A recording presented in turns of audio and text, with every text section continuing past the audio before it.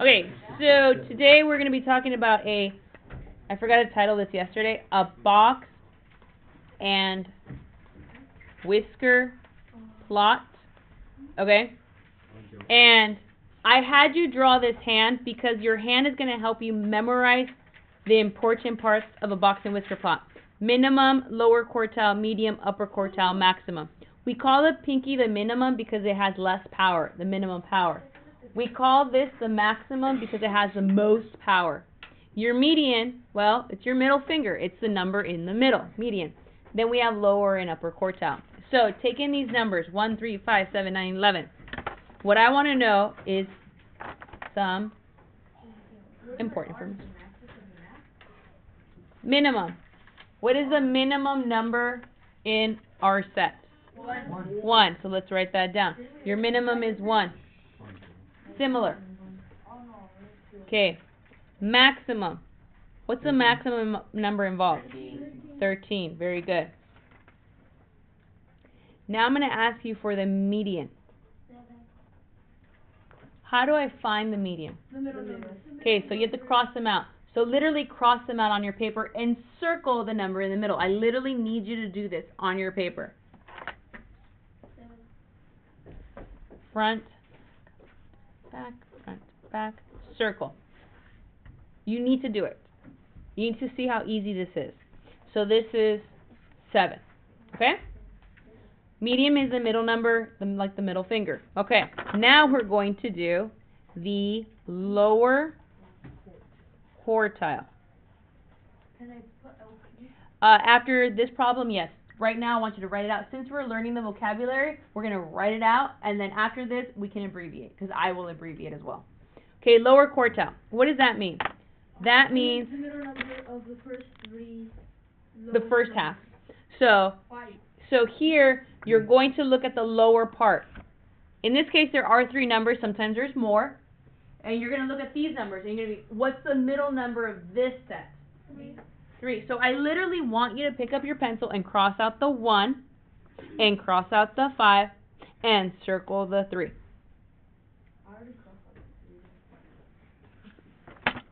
And the lower quartile is 3. If you need more explanation on how we got that, you may point to it if that helps you. Okay, the upper quartile, let's write upper quartile. We'll abbreviate after this.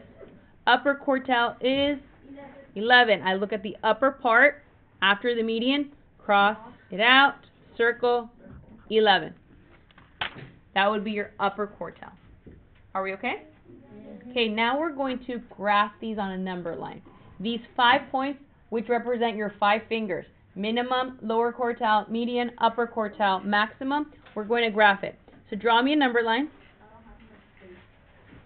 Can I draw it in my hand? Yeah. That's your question right there. Okay. 1, 2, 3, 4, 5, 6, 7, 8, 9.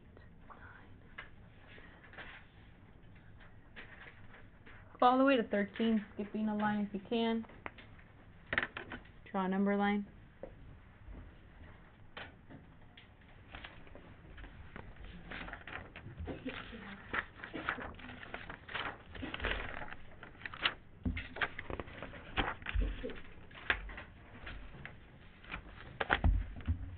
Okay, we're going to put a dot on top of these numbers. Not all of these from your data, these numbers. So these 5 dots.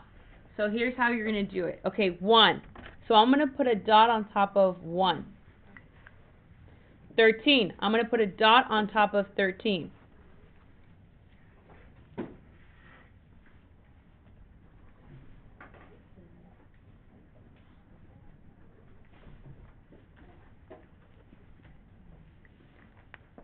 So you have 5 dots.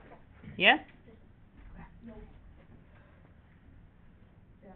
Did I put a dot on 5? No. Did I put a dot on 9? No. So not all of these get graphed, just these 5. So here's how you create a box and whisker plot. The first 2 you connect, the last 2 you connect, Then you box these in, and you box this in. This is why it's called a box and whisker plot, because you have boxes and you have whiskers, like a cat or a dog has whiskers. It's called a box and whisker plot.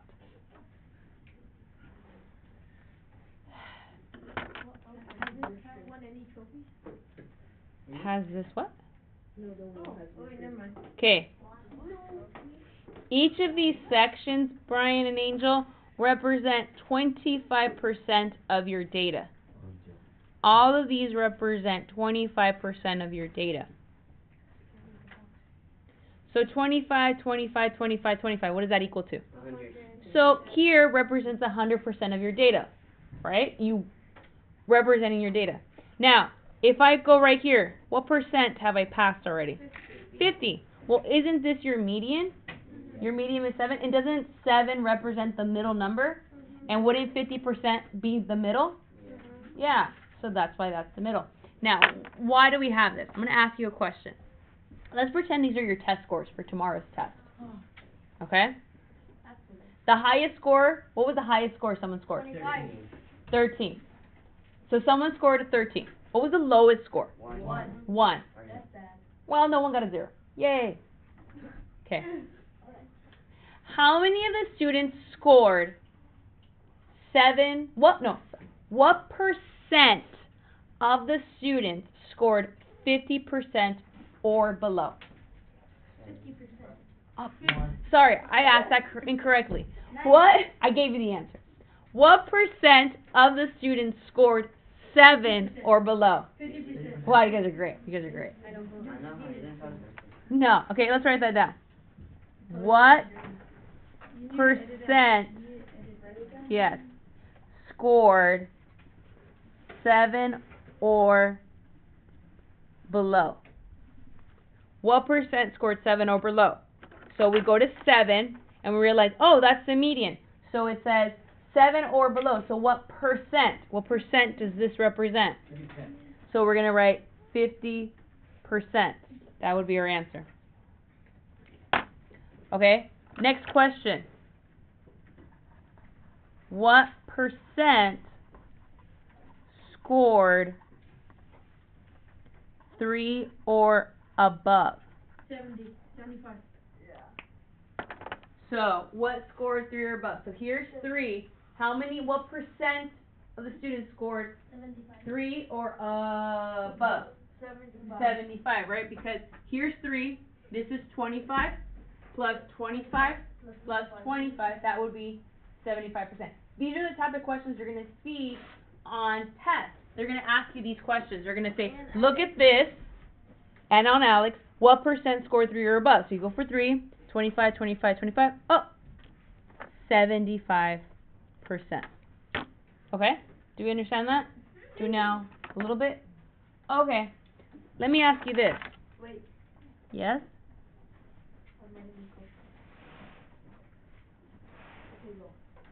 Thanks. What percent scored between 3 and 11? 50. Write it down. What percent scored between 3 and 11? So here's 3. Here's 11. What percent is between these two? 7. What percent? Oh, Here's 50%. 25. Here's 25.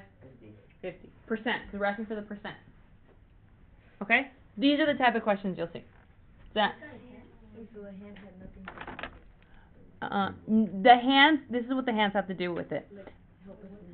Help you remember, because some of the questions on the test you'll see what's the median, and they won't give you the top part. They'll just give you the graph. It'll look like this.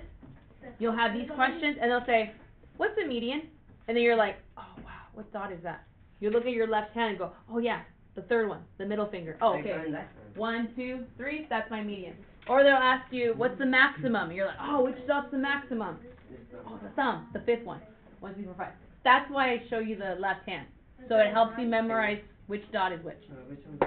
Okay. So that's what that's the side of the right mean? Yep.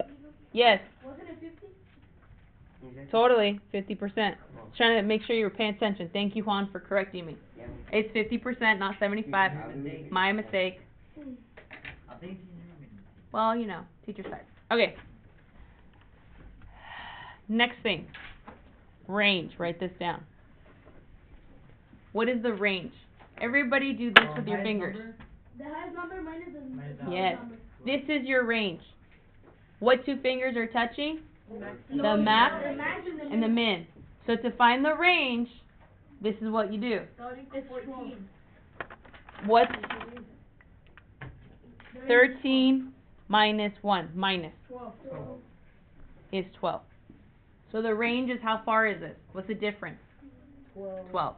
You subtract. Okay, next one is called the interquartile range.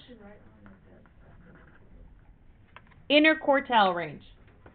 What does the word inner mean in English?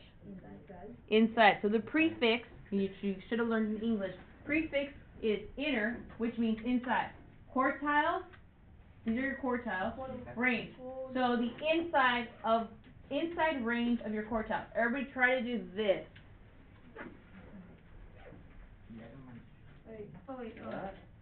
I want your lower quartile and your upper quartile to meet. That's the range of the inner quartile range. You put these down. Yeah. Yeah. Try not to flip off the seat. Outer? Lily. So this is, which two fingers are touching? I can reach it. Lower quartile and the upper quartile. So, in order to find the inner quartile range, you need to do the upper quartile minus the lower quartile. Upper quartile is 11, the lower quartile is 3. So in order to do the inner quartile range, you need to do upper quartile minus lower quartile. Don't angel, because then you'll get in trouble. So inner quartile range, exactly, pay attention. So what is 11 minus 3? 8. It's okay. Okay. So the inner quartile is 8. Inner quartile should be smaller than the range, the overall range. Any questions?